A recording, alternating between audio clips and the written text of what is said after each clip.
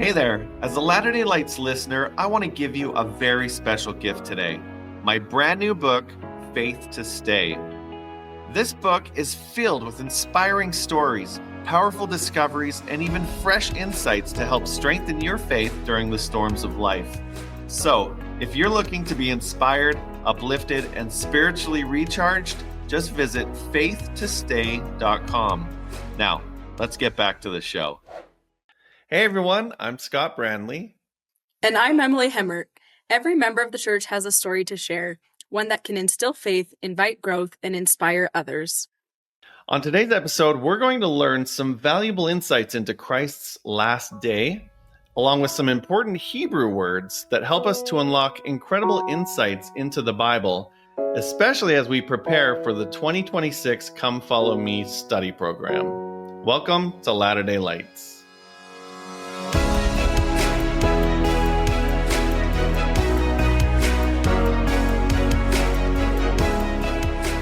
Hey everyone, welcome back to another episode of Latter-day Lights. We're so glad that you're here with us today. We're really excited to introduce our special guest, Dr. Trina Boice, to the show. Welcome, Doctor. Is that most people call you Doctor or Trina, or what do you go by? You can call me Trina. Awesome. Welcome to the show. Yeah, thank you for having me. And before I even say anything else, Scott, first of all, I want to say how cool it is that you share your book, Faith to Stay, for free with everybody. And I feel so honored. I love that Emily is here because she's the one that works on the Markovia project that I was reading about on your website and how all of it goes together. And I'm so impressed and I feel very honored to be with both of you. You are saints in action, which is what the gospel of Jesus Christ is all about. We can, sit and study the scriptures, but that's not the point. It's to drive us to action, to bless mankind. And you're doing that. So I'm so honored to be in your presence today, truly. Thank you. Thank you. Yeah, well, that's awesome because you're right. Thanks first of all, personally. Thank you, Emily, for being my co-host today. This is unique, Trina, because usually Alicia's my co-host, but today you get the treat of having Emily. I know. So, yeah. And back at you too. I mean, you're a saint in action too, as we're going to find out here real fast. So, why don't you tell us a little bit about yourself? Well, so I'm Trina. And let's see, what should I tell you about me? I am a university professor. I've been teaching online for BYU Idaho for about 15 years now, and I teach for another college in Tennessee. And I'm a film critic. I'm obsessed with movies, and I often randomly refer to movie lines and quotes and things like that in every conversation. So just giving you a forewarning there.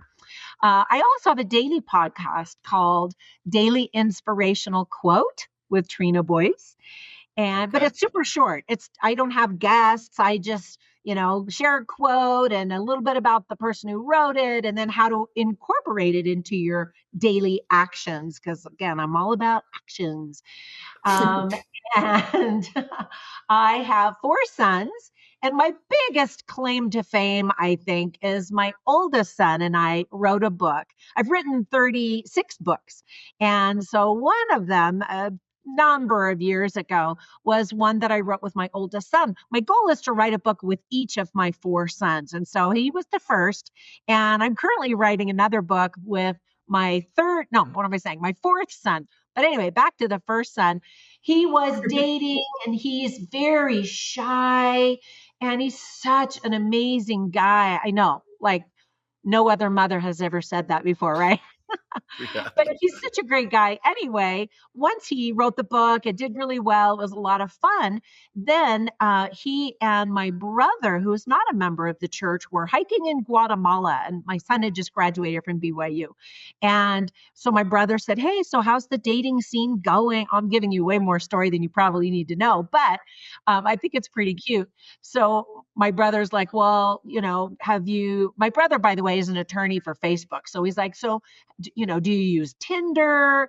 And my brother knows a lot about the church, but my son was like, yeah, no, that's kind of not my vibe. Right, yeah. Then to this day, neither one of them really remembers which one of them said, what if Tinder got baptized? What would that look like? Oh And boy. so Mutual was born. Mutual is the popular LDS dating app.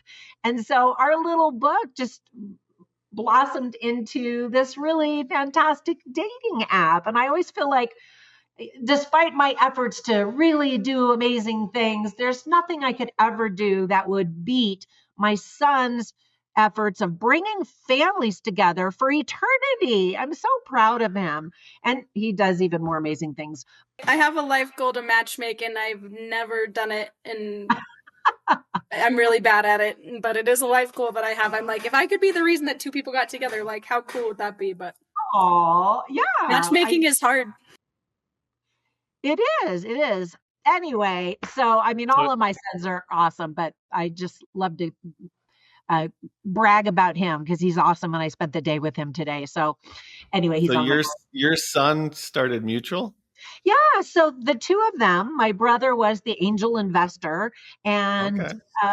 so the two of them were trying to think up names, and of course, my brother didn't know the name Mutual and what that really means in an Latter-day Saint community. Back when we used to call the weekly activity nights Mutual, but I love double entendres as a writer. I love language, and so of course, Mutual is, when you find that you are mutually attracted to each other, you date. And then hopefully you marry and all of that. Anyway, let's see. What else could I tell you? I'm an identical twin, and I love to travel. And I don't know. That's probably enough. My daughter got married from Mutual, so Oh, yay! yeah. We love those stories about people. And in fact, on the app, they share pictures almost every day of couples that have gotten together on Mutual. And anyway, that's what it's all about. It's so awesome. What were you going to say, Emily? I wanted to know if your son got married. No, yes, he did get married, but he says the biggest regret of his life is that he didn't find his wife on Mutual. What happened is after he graduated from BYU, we said, all right, what are you going to do now? And he's like, I'm going to Arizona. And we're like, okay, but why Arizona? We have no family. You don't have a job there. Like, what's the deal? And he's like, that's where I felt prompted to go. And this guy he's like Captain Moroni. He actually is in the military as well. He literally is Captain Moroni. So we're like, okay. So Arizona is where he found his wife, and where he also found the techie guy who built the app, who did all of the coding and all of that kind of stuff. Yeah. That's awesome. That's funny. So this goes back, but I was playing around in the singles market back. I bought the domain name ldssinglesonline.com back in the day, and then LDS Singles took off.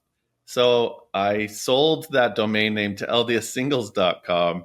Oh. But I was gonna build an LDS Singles app. You were. Well, what's even funnier is years ago, let me think if I even had kids back then. Maybe my oldest son was a baby or something.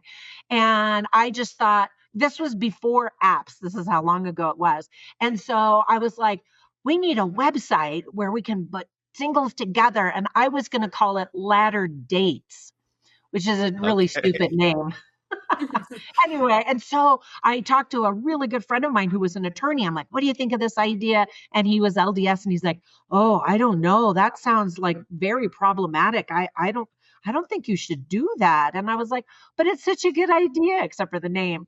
Anyway, and so I did do it. So it makes me even happier that it was my son that did it anyway. And he's done a way better job than I would have ever done.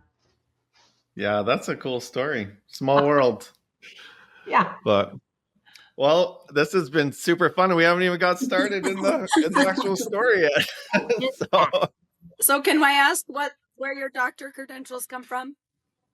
Oh, sure. Well, so I got a couple of bachelor's degrees from BYU in Provo, and then I got a couple of master's degrees, and they're all in totally different fields. My doctorate degree is in management and leadership with a concentration in higher education. Okay. So I'm a lifelong learner. I would gladly go to school if somebody paid me to do it for the rest of my life. I love learning and I love teaching. The minute I learn something, my first desire is to find somebody to teach it to. So yeah, I can and I relate to just that. we just moved to Utah. We raised our kids, or all of our kids were born in Georgia, and then we moved to San Diego, and so our two oldest became teenagers in San Diego. Then we moved to Vegas for various reasons, where my two youngest kids became teenagers, and then we just recently moved to Utah, and so I just got called last week as a gospel doctrine teacher, and I'm so excited because I love to teach, especially teaching stuff about the gospel.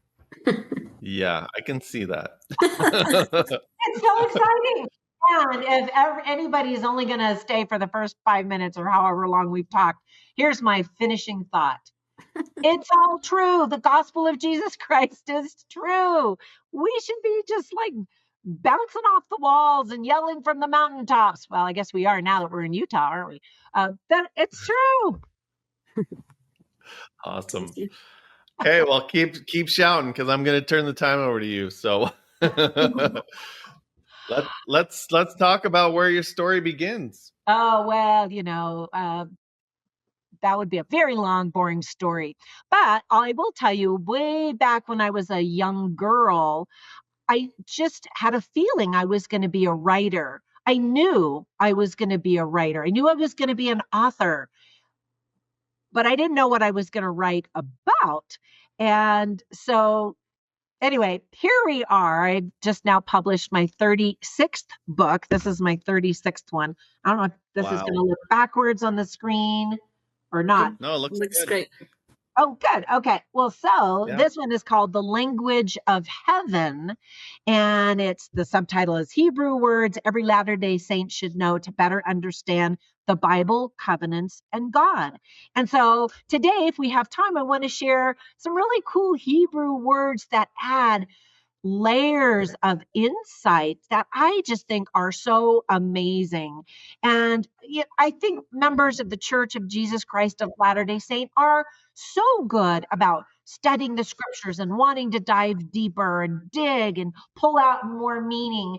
And years ago, I started teaching Old Testament in gospel doctrine many years ago. And I ran to the nearest Judaica store where I could buy swag, Jewish swag and stuff, because I thought it was so fascinating.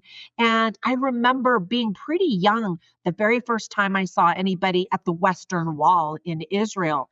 And we can talk about that because I've had some amazing experiences there.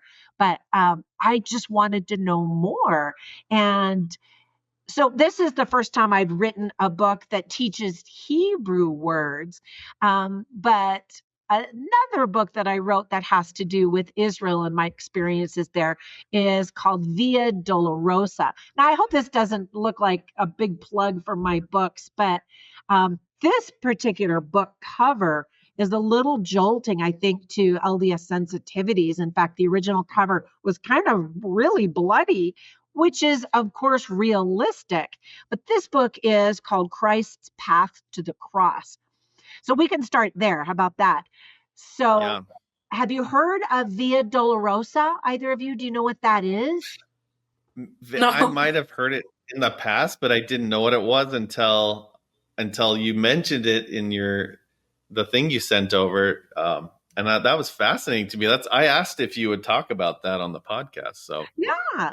Well, I think in typical Latter-day Saint culture, we don't know what it is. We don't talk about it. We talk about Christ's last days or his last hours, and we're familiar with the sequence of events that led him from condemnation with Pontius Pilate all the way to crucifixion on the cross.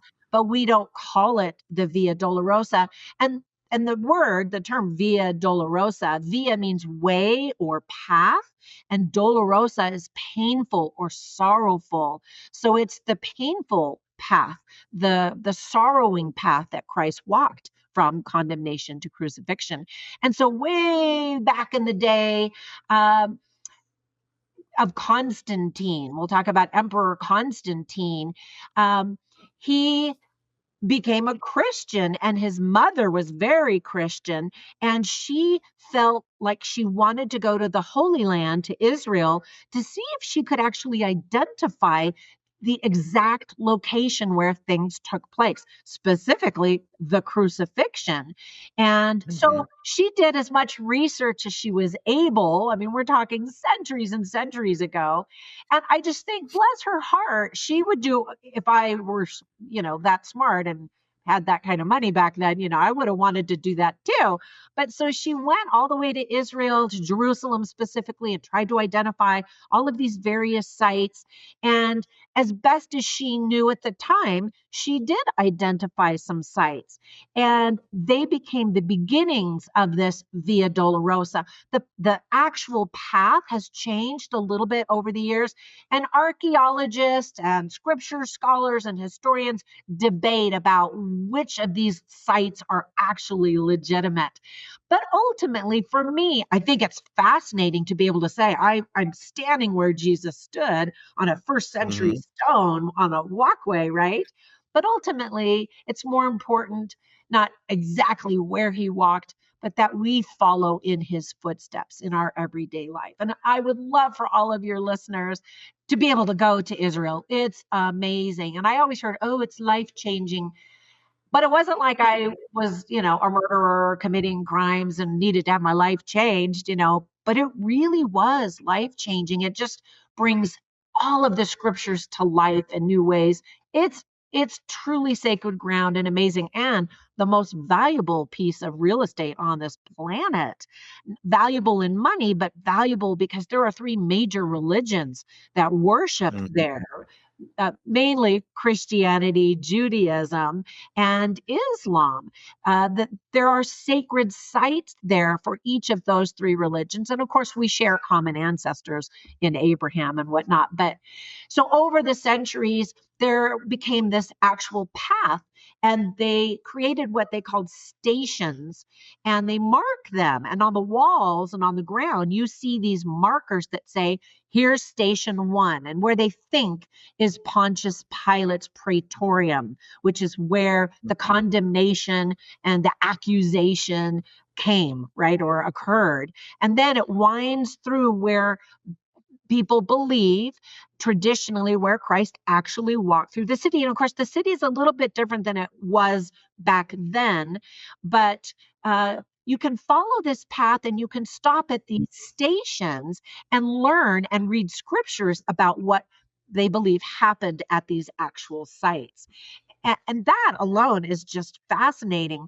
A lot of these sites were immediately accepted by the Roman Catholic Church. And you see a lot of the cathedrals, the churches, the little buildings, whatever the sites are maintained by the Roman Catholic Church today. And it's just the sweetest thing. You see, as you're walking down this path, you might see a bunch of monks walking the path. You might see a bunch of Christian Protestant groups carrying crosses as they walk the path. You'll see people singing songs and praying, and in a multitude of languages. And I just think that is so sweet. I think oftentimes members of our church might go into a Catholic cathedral, and which tends to be very dark, lit by candles. And a great symbol of light and truth is brightness. Our LDS temples are bright, and that's significant. And yet I always feel the spirit in Catholic cathedrals or cathedrals of any kind, with those just spires that reach up to heaven, and that imagery and the lighting that they use and the beautiful paintings. And I think we're missing out on an opportunity to feel the spirit and to learn through the spirit when we're in some of these other religious buildings and sacred sites. Have you been to any places like that where, especially maybe outside of Israel, but any place else where you might have traveled in the world, either of you two, where you felt like, wow, tell us about that. I've been to the Familia de Grata Oh, in Um, Barcelona. yeah, That's that amazing. yeah, that was pretty impressive to go in there. Yeah. Like, it's true. Like, some of those cathedrals, the inside are just mind blowing. There's breathtaking with the stained glass coming through and the Yes. different colors of light. And that particular cathedral, it's in Barcelona. I served my mission in Madrid, but before I served my mission, I went BYU study abroad and we went to Barcelona. Okay. Barcelona. Everybody makes fun of the Spanish accent, but and I just was blown away. It was so unique. And just this Yeah. last May, I took my husband for the first time, and his jaw just literally dropped. One thing that's interesting about cathedrals and even small Catholic churches around the world is you will see this Via Dolorosa represented inside the cathedrals or the churches on the walls. They're often on plaques, and each Hmm. station has its own plaque, or they might have a statue or a painting or a mosaic or something that walks you through each of those stations, and they wrap around the Oh churches or yeah. the cathedrals. And Okay. you might not have noticed that that's what that No, is. So it is a now that you say that, yeah, now that you say that, I mean, they did have different sections, and they had candles in front that yeah, you could light the candles, and you went around. Okay, yeah. yeah, Which is really fun. I've taken pictures around the world of the Via Dolorosa represented in different artistic ways. And I just think that's really cool. And it's so focused on the atoning sacrifice. You know, a lot of times people think the atonement happened on the cross or just in the Garden of Gethsemane, but it was a process for sure that there was both body and spirit being sacrificed in, specifically the Garden of Gethsemane and on the cross.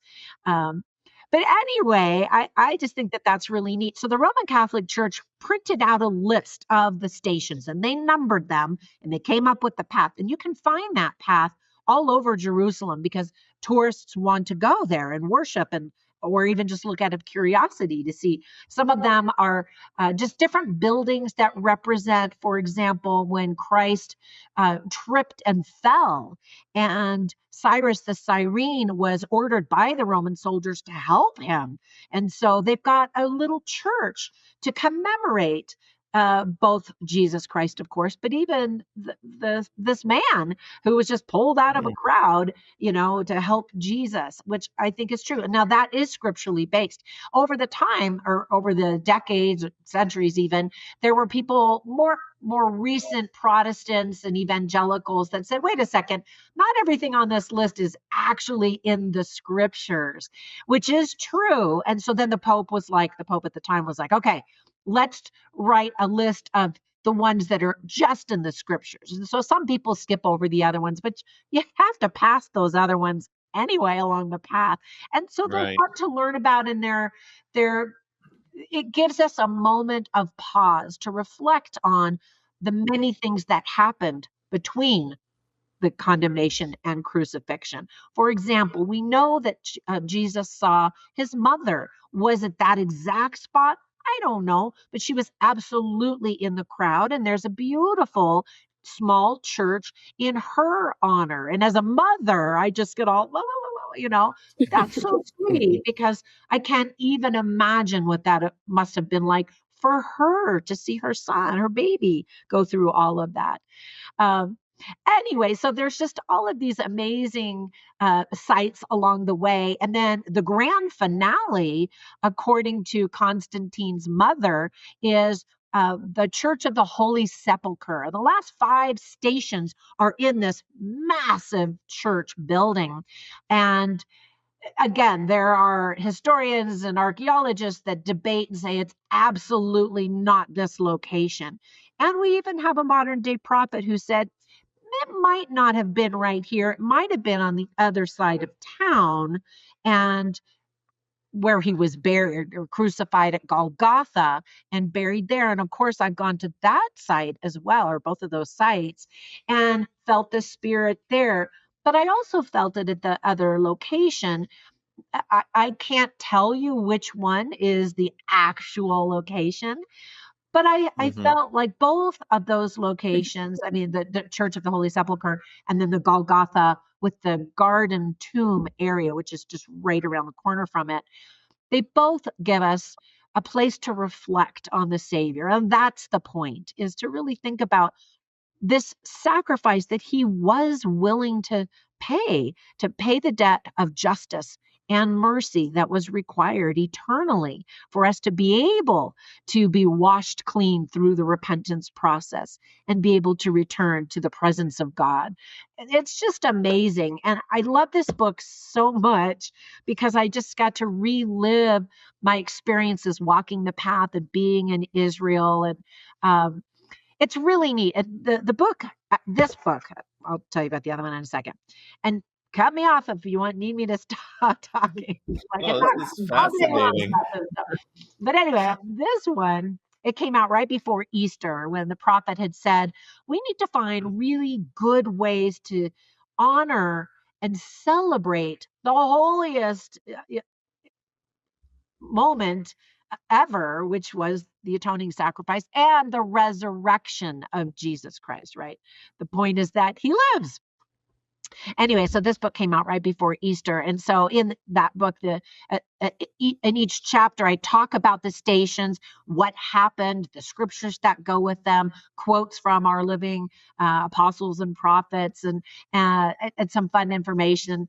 And then some tips for families on how could you celebrate or honor this moment on that Via Dolorosa with your family. And so ideally, there are a number of stations. And so you would back up before Easter and maybe focus on one station each day and read and incorporate some of the ideas and the activities and things as you prepare for Easter.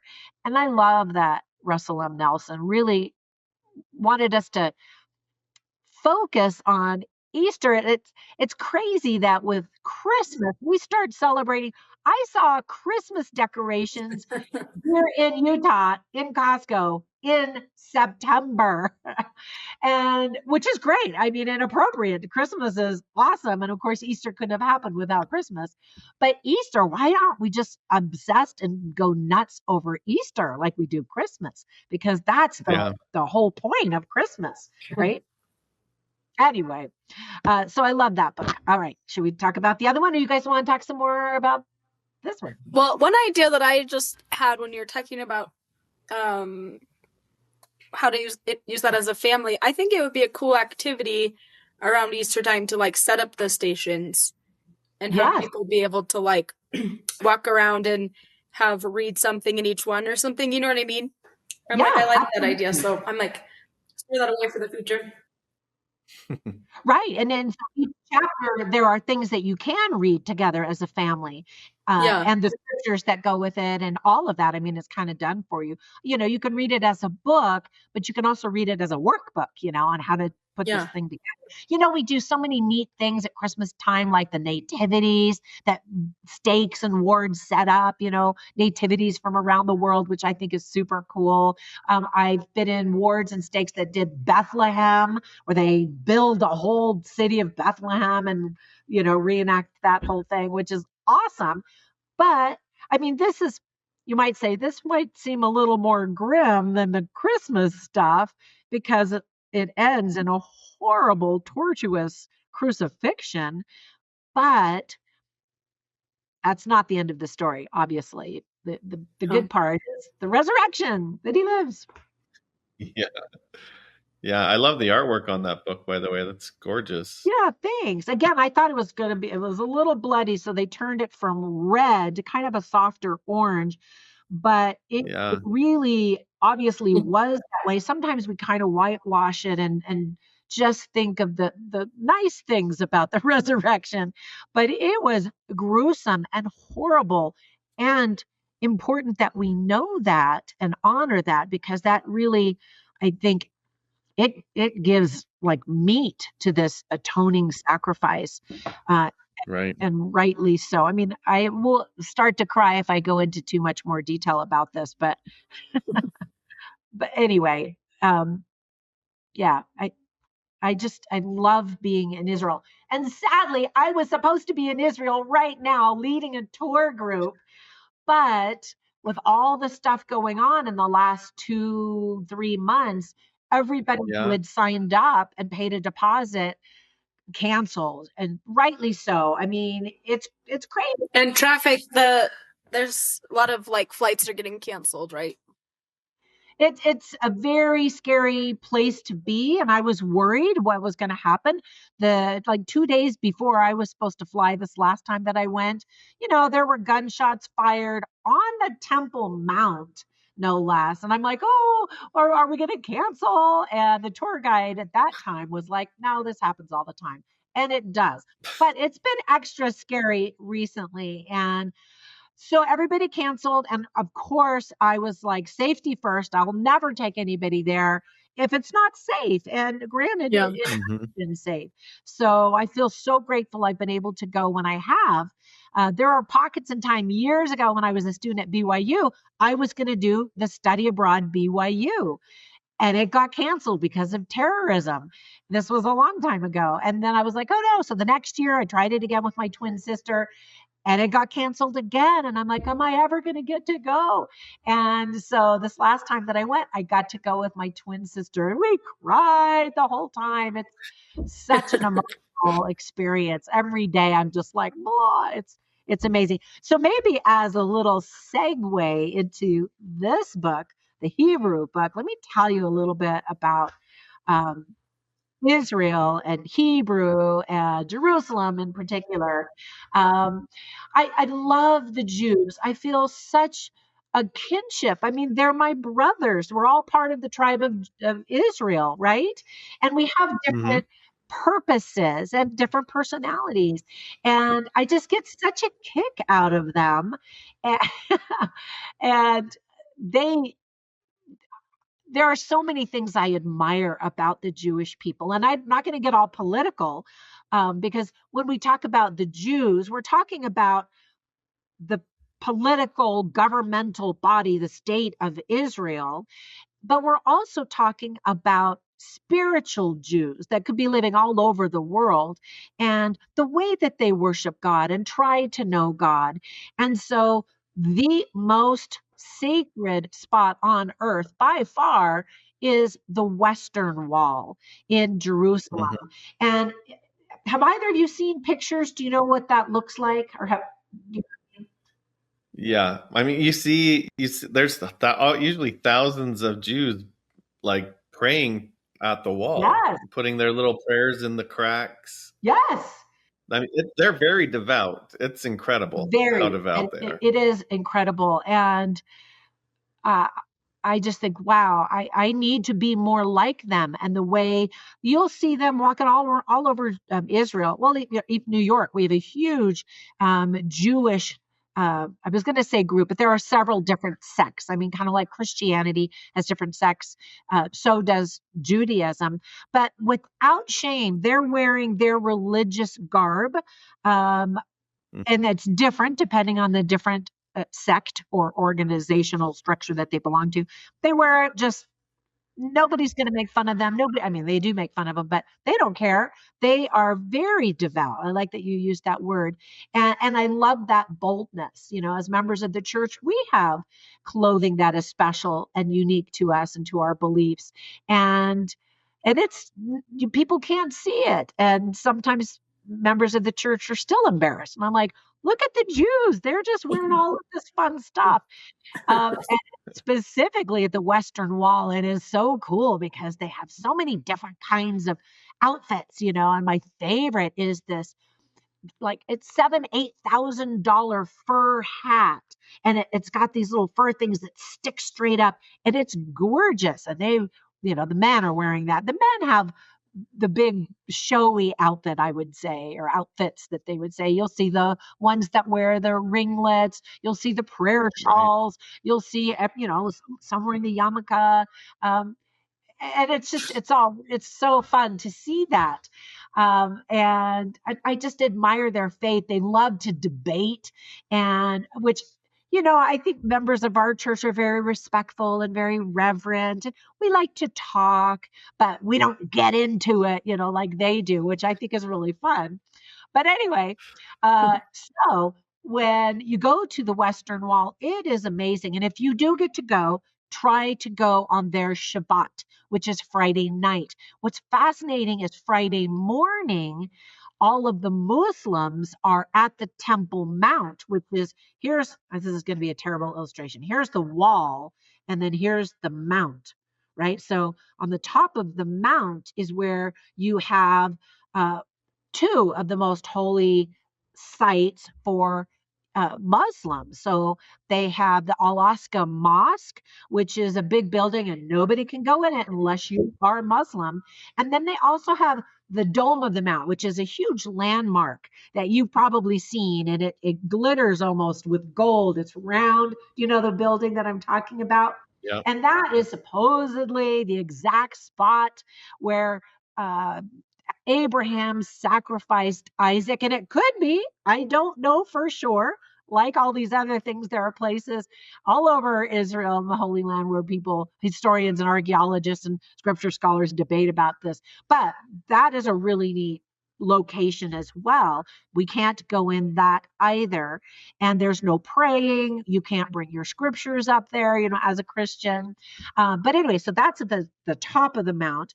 And they believe that top of the mount, some people believe that was where Solomon's temple was. And the Right. Jews believe that wall that we call the Western Wall or the Wailing Wall, I didn't see anybody wailing, but that is the last remaining wall of that original temple. And again, many people debate that as well. But again, it doesn't matter to me if that's the exact temple wall. But it's a place where they do gather. And like you said, tons and tons of these Jews, men and women and teenagers. So I want to tell you about some of them. So they have a divider that divides the men from the women's side. And that's right next to the wall. And then out beyond the actual wall, there's this massive concrete, I don't know what you'd call it, just decking. I don't know. That's not even the right word, but just this big area. And it's all made out of concrete. And so we got there. Oh, was I telling you? Yeah. So Friday morning, all the Muslims are up on the Temple Mount worshiping in the Al-Aqsa Mosque and, praying and doing stuff around the Dome of the Rock and all of that. And the Jews stay away. And then there's this mass exodus of the Muslims as they're leaving the city because they know they're closing up their shops. And the best shops are the Muslim shops in the Muslim quarter of Jerusalem. They have the Christian quarter, the Muslim quarter, the Jewish quarter. And then, who am I forgetting? That's weird. I'm forgetting something. Oh, the Armenians. There's like an Armenian quarter, and they're Christian too. But I'm like, how'd they get their own quarter? But anyway, because of a lot of history, and I won't go into all of the details. But anyway, so I didn't know the first time I went, I didn't know what was happening. We were trying to get in to what they call the old city, the Jerusalem that's surrounded by the walls. And there's just this horde of people, all Muslim, mostly let me think if I saw any women, mostly Muslim men, because they're the ones that are going up into the mosque to worship. Anyway, they're all just pouring out. It was like a salmon swimming upstream kind of situation. And it was just really interesting. And finally, I stopped somebody, and in English, of course, I don't speak Arabic, although I've tried years ago.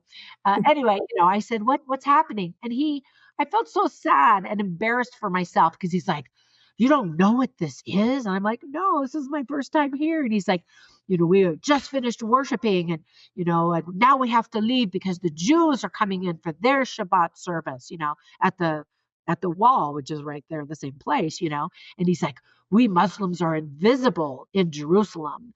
And I said, oh, no, not at all. I love that you all are sharing this sacred city. And so then he kind of calmed down a little bit. And then we had a really lovely conversation about, all of the all of the people from around the world that flock to Jerusalem to worship whatever God, they believe is the true God. And I admire that so much. Are you familiar with the term holy envy? No. So I should have brushed up on this. I didn't know I was going to talk about this, but I think he was a Swedish priest that coined this term. And in fact, it had to do with the time when the church was building a temple over in Europe. And as what often happens, some people in the community say, hey, what is this? And they're not sure who Mormons are or what is this building and, all of this kind of stuff. And so people were starting to criticize the church. And why are you building this big building here? We don't want this building here.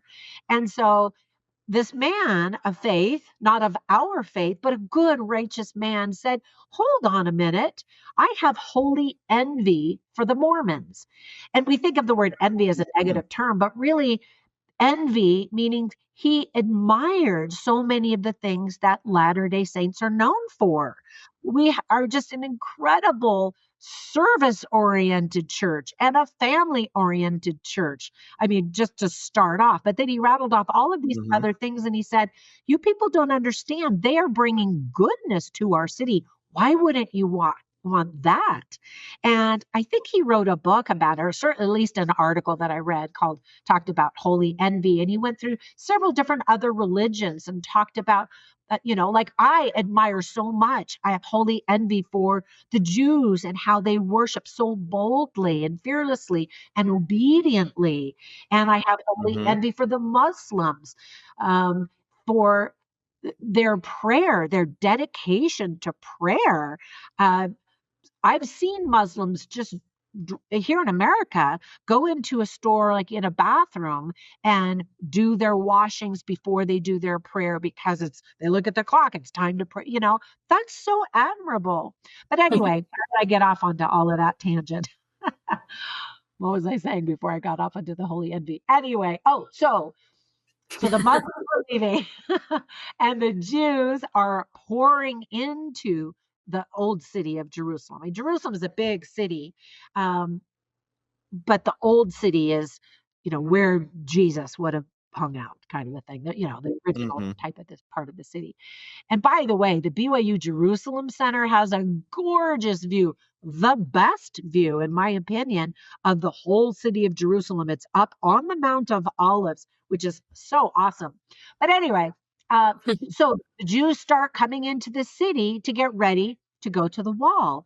And so we got there as the sun, it was sunny by the time we got there. So it wasn't dusk yet when their Sabbath starts, the Shabbat. And so there were some people at the wall, men, and they have all of their outfits on, which is really cool. And then they have a table set up with their scriptures. So they have what's called the Torah, which is the first 5 books of the Old Testament, what we call the Pentateuch. And that is their sacred scripture.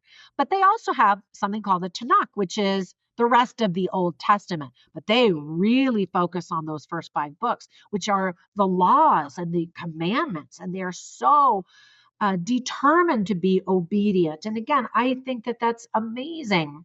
And then they have something called the Talmud, and that is writings and writings of ancient rabbis who debate, what does the Torah mean when it says this, that, and the other thing?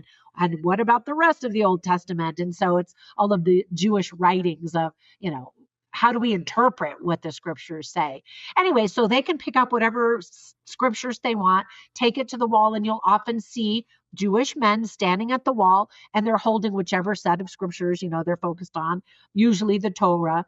And so they get into this rhythmic motion. Have you ever seen videos of that? Do you know what I'm talking about? I haven't, but I need to watch some videos now. I'm excited Yeah, to go on to YouTube. And I remember seeing it as a young child, and I was like, that's interesting. Why do they do that? And there's a Hebrew word that actually explains that it's kind of partly, I love the definition that it's partly how they taste the scriptures, and their whole body is experiencing the scriptures. And think, if you are an endowed member of the Church of Jesus Christ of Latter-day Saints and you go to the temple, think about where you might have seen emotion like that. Remember, they're standing at the wall that they believe is the temple wall. Maybe even a temple veil. And so when I first had gone to the temple the very first time, I'm like, oh, this looks familiar. And I think that that is a custom, tradition, remnant of a true principle that the Jewish people used to know. Anyway, but part of it is also the modern day experience of tasting the scriptures and really getting into a meditation type of a state, which I think is really interesting. And then you mentioned that you see people putting in little prayers in the cracks. These stones are massive. And so there are these cracks between the stones. And so people put little notes in prayers in between these little cracks.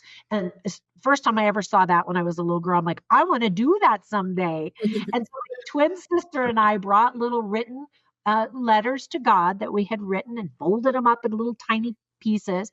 And we went to the women's side, of course, because we're not allowed on the men's side. And we found some, well, first, before we put them in the cracks, we read our letters to each other and cried. It was just a cry for, every time I'm there. But put them in the little cracks, and I just was so excited about that. And what's kind of cool is every 6 months, you can imagine lots of these little letters, even though they're tiny, big build up. And so every 6 months, there are some special rabbis whose job is to take out all of the little papers. And then I learned that they bury them on the Mount of Olives. And so now my little letter is on the Mount of Olives, which of course is hugely significant for Christians around the world, because we know that when Christ comes again, one of his appearances will be on the Mount of Olives, and he's going to see my letter. Anyway, of course, he knew what was in the letter before he's going to step on the Mount of Olives and see that. But anyway, I was just like, that's so amazing. But I had such an incredible experience on the women's side. The men, are different from the women. The women, they're very sweet. I felt like I was with Sweet Relief Society sisters, and they don't have a certain outfit that they have to wear like the men do, but you'll often see them wearing the scarves. And so we had, my twin sister and I brought scarves to make sure we could be respectful, and they wear clothing that is modest below the knee, covers the arms, and often they're all the way down the sleeve, to the wrist and that kind of thing. And there's such a sweet, gentle spirit there. And so after my twin sister and I cried and put the stuff, the letters on the rocks, then we kind of sat back. They had chairs out for women, which I thought was very thoughtful. And so we were sitting on some chairs, kind of watching what was happening. And pretty soon we saw this young girl. She was maybe 12, 13 years old. And so we called her a beehive, in the church, how we used to call 12 and 13 beehives. And so she kind of walked up, and you could tell she was very excited and very nervous. And it might have been her first time, because that's kind of the vibe I was getting. And she was busy kind of looking around to see, if she was going to do it right. And so she kind of looked around, and she, of course, saw that people were rocking, the men predominantly, but the women rocked too. And so she kind of started rocking kind of slowly as she was looking around. And then it was really fun to watch her, because you could tell she finally got into her groove. And you could kind of see the moment where the world disappeared, and it was her and God talking and communing. And I loved that image. But wait, there's more. So then, while she's finally getting into her, her groove, an older teenage girl showed up, and we called her a Laurel, because she was probably 17, 18 years old. And there was no hesitation. I don't know if that maybe she'd been there many times, or she just had a plan that she knew what she was going to do. But so she walked over to the area, went straight up to the wall, and leaned her whole body on the wall. Hands, face, chest, legs, hips, feet, everything. She was all in. And she I couldn't hear what she was saying. And even if I could hear, I couldn't understand everything she was saying, but she was talking to God and they were having a conversation. And I was breathless watching that. And I just thought I need to be more like that in when I pray. I feel so bad for Heavenly Father because as soon as I start to pray, I can already feel his eyes start to roll like, okay, this will be about 30 seconds.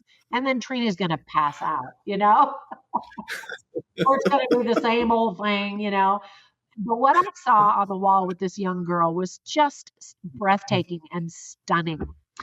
Okay, so I want to teach you a Hebrew word. I have no idea how long we've been going. Should I keep? 51 minutes, but it's been amazing. Okay. And we only have time for one word, but this is a really good one. Let me scoot over my notes to make sure I tell you correctly. So in my book, in this Hebrew book, there's more than one word for a full year. In other words, I think I ended up with 60 chapters or something like that.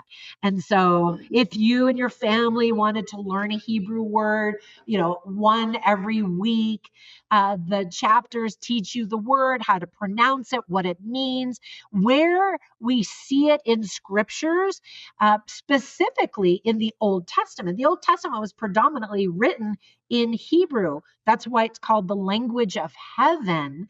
And there are so many small connotations that add tremendous insight into our understanding. And then in each chapter, there are these little fun facts, I call them, fun Jewish facts about Judaism that I think are really cool, that also add greater understanding. And then there's quotes from prophets and apostles and whatnot. And then questions to ask yourself about that. Stories in the scriptures that also talk about it. Okay, I gotta make my notes even larger here so I can read them without wearing the glasses that make me look like I'm 100 years old. Okay, so this word kind of encapsulates that idea that I am all in, like this girl at the Western Wall. And so the word is Shema. Have you ever heard this word before? It kind of sounds. I don't know. Doesn't it sound like the word mother in Navajo? Oh, I don't know Navajo. Maybe. I've done like cool. Navajo like once on Duolingo, but maybe I'm totally wrong.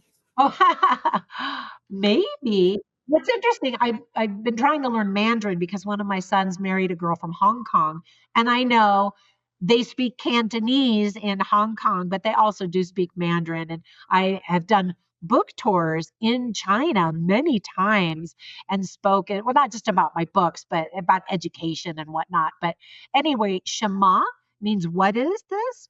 But in Mandarin, but I digress. Okay, so in Shema in Hebrew, and I love this one, it means to hear, to listen, right? But you could also say to hearken, but you could also say to obey. It means all of those things. In other words, it's to listen attentively, to perceive something, but more importantly, and this will bring us full circle back to what I said at the beginning, to act upon what is heard, right? It's not just hearing the word, but actually taking action on what you've learned. So in Jewish tradition, Deuteronomy chapter 6, verses 4 through 9 is known as the Shema prayer. And so every Jew says it first thing in the morning when they wake up and last thing they say before they go to bed. And when possible, the last thing they say before they die, which is not always possible because you might just have a heart attack and not have time. But it, right. So it's the Shema Israel prayer. And faithful Jews say this. Now, have either of you watched The Chosen, the TV series about Jesus and his disciples? I need to. Emily, what are you doing? It's so good. It's so powerful. There are some amazing moments that just take my breath away. Truly inspiring. Where is it? What is it streamed on? Where can you stream it? It's on, I think it has its own app. Oh, as Yeah, an app. If Okay. you you can look get up, it. yeah. You can get it on BYU TV. You can Oh, find it okay. on YouTube. You can find it on um, Angel Studios website. Okay.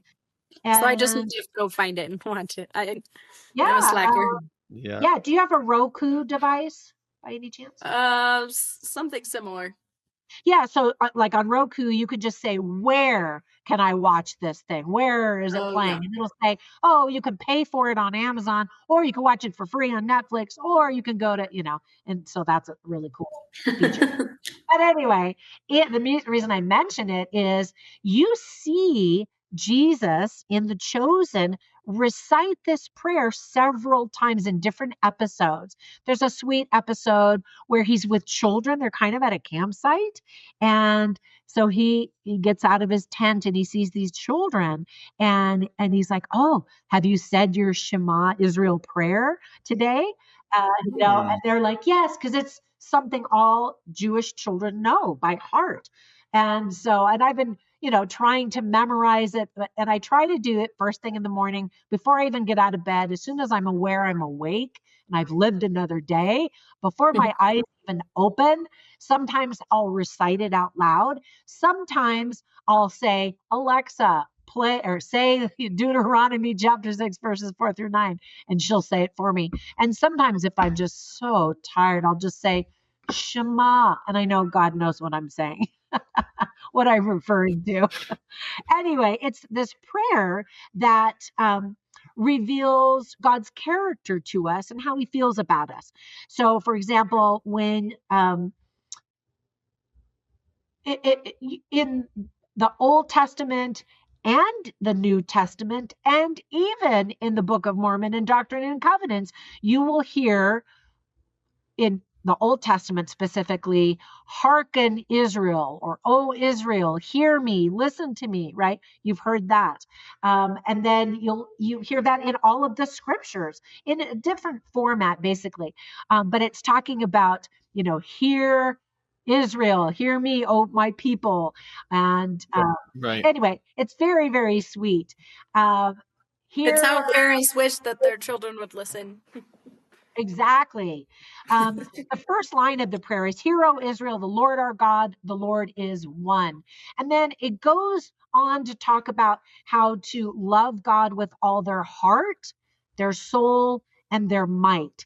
And so I'll finish up this story by going back to the Western Wall.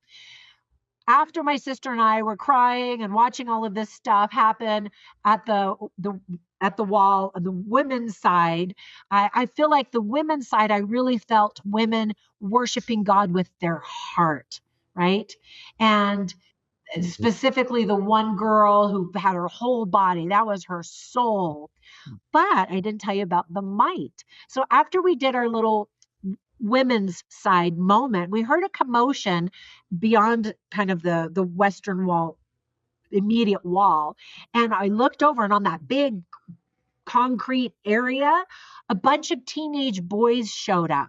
And I was like, oh, what's going on? And they were exuberant and they were laughing and shouting and cheering. And they started to sing. They put their arms around each other and they started to dance and chant and they were celebrating. This is the Sabbath day for them, remember? And I'm like, wow, that's pretty different from what we see our young men do on the Sabbath day at our church. And I was in awe. It wasn't like somebody like their teacher said, all right, we're at a sacred place, act all spiritual.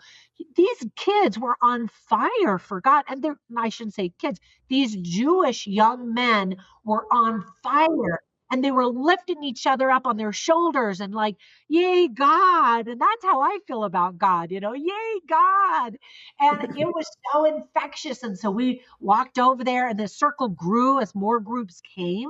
And they opened up their circle and invited us to, join in. And I didn't know what anybody was saying, but we were doing the yay God thing, and I was like, that's might, loving God with all your might.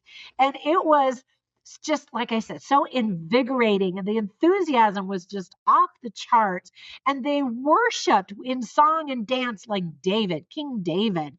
The Jews love King David and they think he was the best ever. and which I find amazing because David had some sins going on, right? And but Uh, they believe, and Jews have debated King David for centuries, and they just said, you know what? God knew his heart. They knew he wanted to be better. He tried to repent, and he felt horrible about what he had done.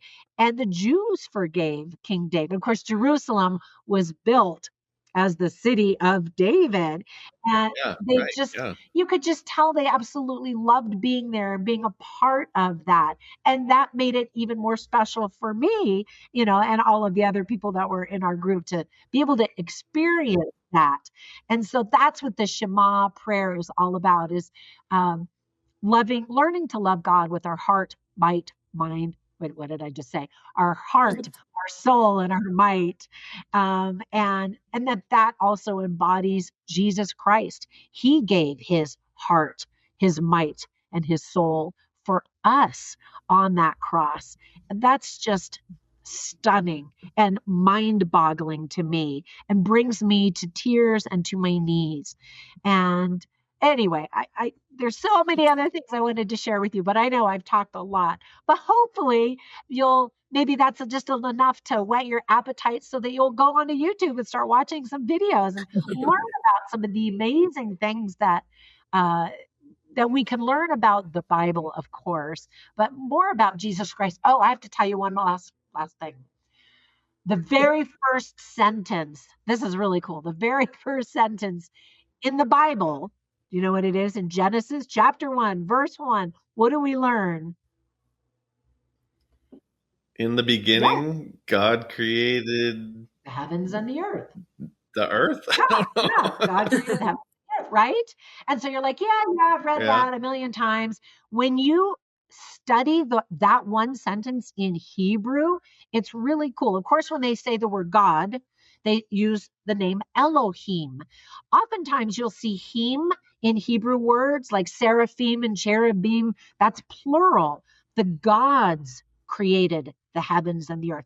And then there's this little article, kind of like an article in English, we would say a, an, or the, except for it's used right before like an indirect object. And so the two letters that make up this article are the first and the last letters of the Hebrew alphabet, Aleph and Tav. And and it comes right after the name Elohim. And so when you translate that, it means Jesus Christ, the Alpha and the Omega, right? He was the Word. And then if you look back before Hebrew became the letters that we know today, they used something that was like a pictogram, almost like an Egyptian hieroglyphic. And what's Hmm. super cool is those two characters. The first one has to do with the Aleph has to do with a covenant, a promise, an anointing, and then the Tav, that last letter of the Hebrew alphabet, that little character, the picture, was a cross. And so what if you take that apart in Hebrew, it's literally saying in the beginning, the council of the gods, created the heaven and the earth and had a plan that there would be an atoning sacrifice made on the cross to complete this whole process. I mean, I'm not translating that obviously word for word, but Jesus is in the Right. very first sentence of the Old Testament. I think a lot of members of the church look at the Old Testament and they're like, oh, that's all weird stuff, weird old stories. We want to read the New Testament. But Jesus is all over the Old Testament.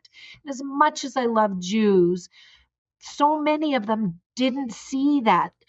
The Old Testament is filled with signs and symbols that are pointing to Jesus, so that when Jesus came, they would recognize him.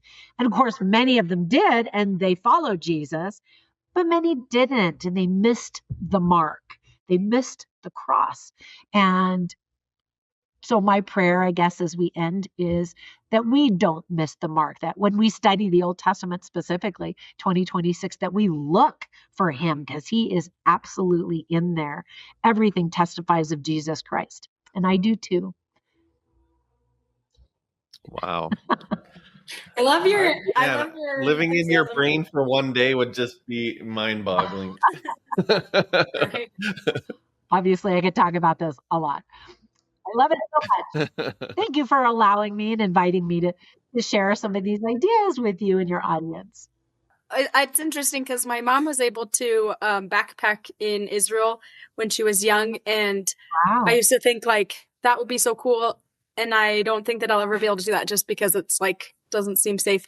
But she's not a member of the church, but she said at one point she like got picked up by like a Mormon mom, and I was like, that's crazy. Like, what are the chances that we ran into like some Mormon that gave you a ride? Oh, Israel, that's but so sweet. I know I don't know if I'll ever make it to Israel, but I told my husband I want to go, and he was like, "That is not on. It's not on his bucket list of places to visit, just Really? because it's dangerous, I guess." It is. It's scary, and it always has been. I mean, Yeah. you know, from the beginning, it's these religious groups are battling for that land. That's how important it is. Well, I'd love to read some of your other books too. Really quick, do you want to talk about what type of books have you written? Like, in addition to these, is it all similar as far as like nonfiction or? Oh, well, that's really sweet of you to ask. So I've written obviously a lot of LDS books, and Yeah. then I've turned some of them into more mainstream Christian books. And then I've written just a lot of mainstream stuff. Like, you know what mystery shopping is, for example, when companies pay you to pretend like you're a normal customer, but you get, like, let's say it's a restaurant and you get a free meal, and then you write up a report about what happened. So I've got a book about that, and I've got books about dating, obviously, genealogy, and I mean, just stuff that I am fascinated with. I kind of started off writing idea books, like, here's a bunch of ideas. Like, if you want to learn about your ancestry, you could do this and you could do that, and here's some resources, and because I'm all about doing. Scott, I feel like you need to have her on again later for like another topic. The next one. Well, so I mentioned one of my youngest son and I are writing a book about Rome. I finally got to take him for his first time to Rome back in May, and his mind just was blown. He's a history buff. And so anyway, I'm like, you want to write a book? And he's a really good writer. And so I'm like, let's do Rome. So we'll talk about, it'll probably be a supplemental book for the New Testament, because Rome played a major role in Christ and his life and death, obviously. But Rome is an amazing city. It's called the Eternal City. So I'm super excited about that one. I have always a half a dozen books in the process of being written. And then whichever one a publisher says, we want that one, then I finish that one up next. That's a good way to do it. Okay. How do you find time? Because it took me 9 years to write my book, and it was a lot of work. It is a lot of work. 36 is off the chart. Yeah. And I'm a professional author coach as well. And I've worked with clients who've spent a lifetime writing a book, which is amazing. I think the more you write, the better you know your voice, and the easier it is each time, I think. So I tend to write faster now than I did in the very beginning, for sure. But it's cute because I've had many clients that come to me with one book and they're like, this is my book. I'm putting it out there in the world. I'm like, that's awesome. And then as we go through the process, I say, I'll bet you're going to write another one. They're like, no, it's so much work. And then they always do. So Scott, are you going to write another one? I don't know. That was I've actually written several books, but they're business books. They're not religious books. Oh, that's awesome. Are they published? So, self-published. No, that's awesome. But they're on Amazon, right? I think I saw those on there. Yeah. Oh, tell us about yours. I don't know about your other ones. They're business books, so I don't talk about them on the podcast, but they have to do with online reputation and how to improve your reputation online, and that's the business I'm in. So, oh, that's awesome. Software. Well, you should leave links in the description below. I want to check them out. Sure. I know I should talk to you because so my mission companion in Honduras, she's wrote her autobiography, and I have it translated. And I want to like make it into a book, but I want to make it more like a novel than anyway. But it's a really amazing story, and I'm like, this is a good reminder. I'm like, I should just do it and make it happen, and I've just been sitting on it. Yeah, you know. Is it your companion that was the cause of the Markovia project? And so she just has this really amazing story that I think a lot of people would benefit from hearing, but just a matter of doing it, right? Like sitting down and taking the time and making it happen. True. Published authors aren't always the best writers. They're just the most persistent ones. They just get it done, you know. And if it's 9 years, so be it, you know. Yeah. But do you think that everybody has a book in them? Yeah, I think everybody, I mean, that's kind of this podcast, right? Is like everybody has a story worth telling.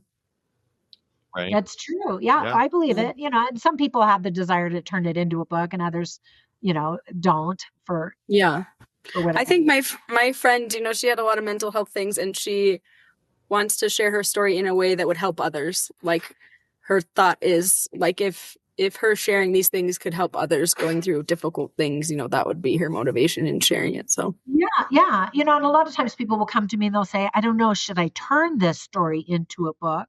You know, it sounds like a lot of work. I don't know. I don't have much time. I'm like, if you want to, absolutely, I'm happy to help you. But, you know, maybe starting a blog is a good start to figure out how much you have to say, how much you want to say, how you want to say it. And you can learn a lot from your readers, the comments they make or the questions that they make, you know, and maybe then take it from there. Yeah. We're so fortunate to live in a day of Amazon where anybody can self-publish a book. It doesn't mean it's good, but you can get it out there, you know, which is amazing. And blogs too. I mean, you've got a worldwide audience that will read. I know, and AI is interesting. Like I feel like hesitant to, when you're reading something, you're like, is this AI? You know, like you start to wonder, like, anyway. I have a love-hate relationship with AI as a business woman. I have other little businesses that I do. It's super helpful. It speeds up processes a lot. As a professor, I get very frustrated when my students clearly use AI to just write their assignments. And I'm like, what happened to critical thinking skills? You know, what happened to wanting to actually learn in college? But I won't get into all of that. It's a blessing and a curse at the same time, right? What an amazing. So do you have a book, really quick, do you have a book about genealogy, you said? I love genealogy. I do. My twin sister and I wrote that early on, maybe 20 years ago, or no, maybe, I don't know, whenever it was. And about that book, she fell in love with genealogy when we were both students at BYU. The BYU library used to play, I don't know if they still do this, they used to play the Hawaii Five-0 theme song to the TV show 10 minutes before the library was going to close. And so you'd be getting into your class and studying and reading. All of a sudden you'd hear that Hawaii Five-0 music. And you're like, okay, I got to pack up and go home. Anyway, she was like, oh, but I'm right in the middle. I'm getting ready to find this name. And she just totally got sucked into it. The music turned off, lights started turning off. She's still sucked into the computer doing this genealogy stuff. And it was probably close to 11 o'clock and a janitor walked by and he was like, whoa, what are you doing here? And she's like, genealogy? You know, anyway. So she got me really started on genealogy. And so we wrote a book together. And I thought it was so interesting. This was, again, a long time ago. And this was before we had cloud capability on the internet. And so I would have my document, she would have yours. We would email it back and forth to each other to make changes and add things. And her computer crashed and she lost everything. Luckily, I had it. So I quickly, when she got her computer fixed, sent it to her.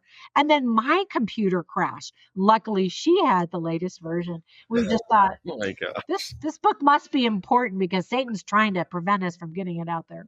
Right. But, yeah, I think with technology, you know, like AI, but technology in general, I think it's so fascinating that the number one hobby online is genealogy for good. And the number one hobby on the internet is pornography. And that's obviously for bad. That there's an equal amount of good and evil battling it out online. That is interesting. Yeah.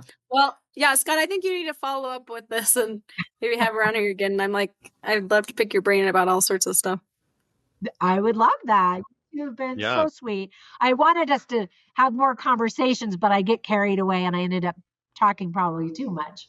Well, you've got a lot to say. So if somebody wants to get your most recent book or the other one we talked about, Via Dolorosa, where would they find those? The easiest way to get them is on Amazon, and you can get them as print books, as ebooks. Neither one of these two are out on audio, but a lot of my other books are out on audio, published by different people, or even I did do some self-publishing stuff. You can go to Cedar Fort Books, which is the publisher that did both of these books. And then you can go to bookstores as well. Awesome. Well, and we'll make sure to put the links in the footnotes so that people can get access to them. Well, any last thoughts that you'd like to share? Oh, you don't even want to get me started on another last thought. But that's kind of you to ask. I want to hear your last thoughts, both of you. I'm just really impressed by your enthusiasm it's motivating to keep learning about things. I'm I need to keep learning things, and I'm fascinated by the Hebrew thing. It's all fascinating. Yeah, the more I learn, the more I realize I don't know that much stuff. There's a whole world and a whole history of stuff that's amazing. And it makes me want to learn more, for sure. It's awesome. Scott, how about you?